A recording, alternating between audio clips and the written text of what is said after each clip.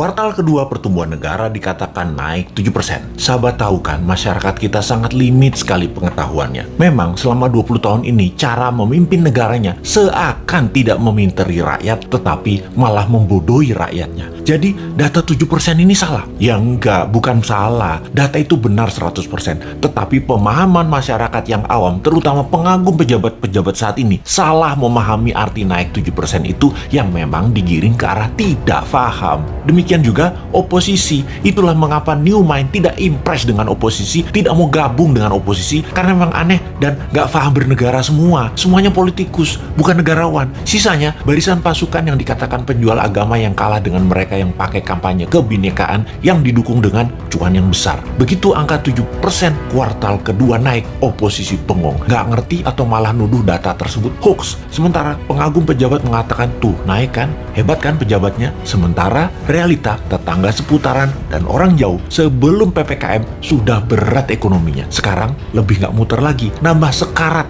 butuh oksigen, kok nggak ada yang naik? Begini melihatnya, biar makin paham bahwa New Mind mencoba memberikan pemahaman cara cerdas bernegara. Naik 7% itu year on year, paham? Nggak peduli. Gini kita ilustrasikan. Tahun lalu minusnya 1,9%. Tahun ini minusnya 1,7%. Naik dari minus 1,9% ke 1,7% itu naik sekian persen. Betul kan? Ya betul, naiknya begitu kira-kira. Bukan dari 1,9 minusnya total lompat plus 7%. Ya bukan begitu. Jadi data tidak salah. Cuman demi populerisme. Kayak artis gitu deh. Nggak boleh terlihat jelek. Jadi diambillah mengemasnya dari sisi positif. Itu tidak salah. Yang salah adalah pemahaman banyak orang yang terus dipolitisasi. Mangkel deh 20 tahun ini gak dewasa-dewasa juga bernegaranya. Lebih mangkel lagi, kenapa setiap masalah pejabat yang ditugaskan dia lagi.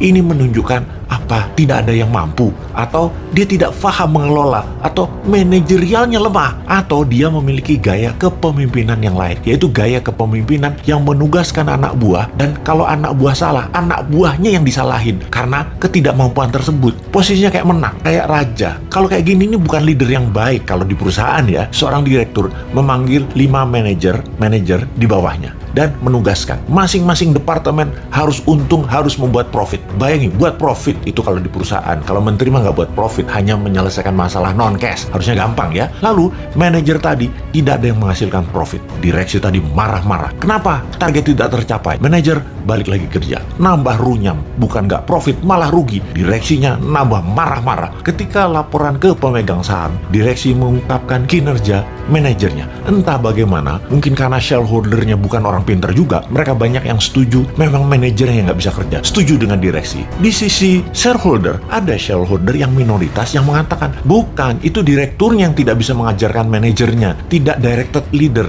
tidak berpengalaman bisnis multinasional, memang dia yang tidak mampu.